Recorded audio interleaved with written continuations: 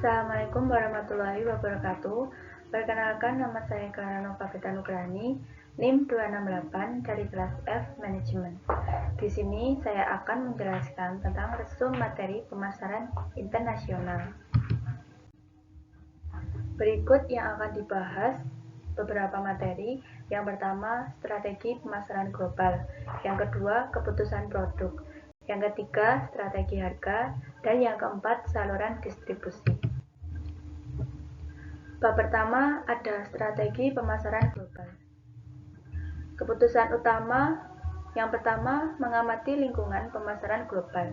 Yang kedua, memutuskan apakah akan memasuki pasar global. Yang ketiga, memutuskan pasar yang akan dimasuki. Yang keempat, memutuskan bagaimana cara memasuki pasar tersebut. Yang kelima, memutuskan program pemasaran global.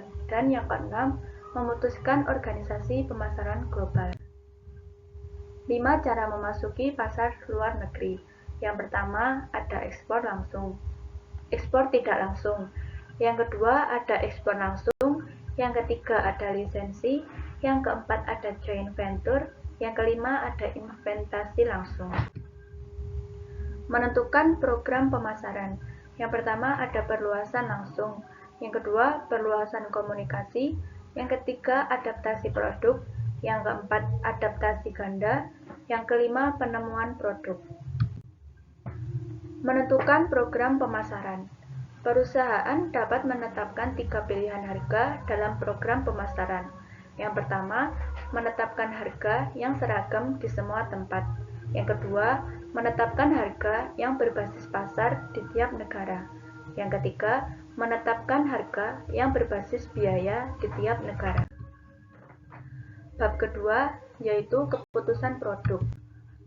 Definisi produk. Definisi produk secara luas adalah produk yang meliputi objek secara fisik, jasa, orang, tempat, organisasi, ide, atau bauran dari semua bentuk tersebut. Tingkatan produk. Yang pertama ada produk inti atau core product, merupakan produk yang memiliki nilai manfaat yang dibutuhkan dan akan dikonsumsi oleh pelanggan. Yang kedua, ada produk aktual atau aktual produk. Adalah semua barang yang akan dijual, termasuk di dalamnya terdapat merek, desain, dan kemasan yang unik. Yang ketiga, ada produk tambahan atau augmented product.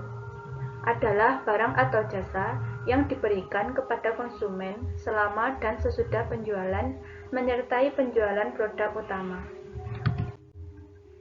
Klasifikasi produk.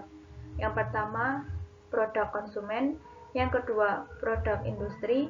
Yang ketiga, produk organisasi, orang, ide, dan tempat. Pengembangan produk dan jasa individu. Yang pertama, atribut produk. Yang kedua, pemberian merek. Yang ketiga, pengemasan produk. Yang keempat, penetapan label produk. Yang kelima, ada jasa pendukung produk. Bab ketiga, ada strategi harga.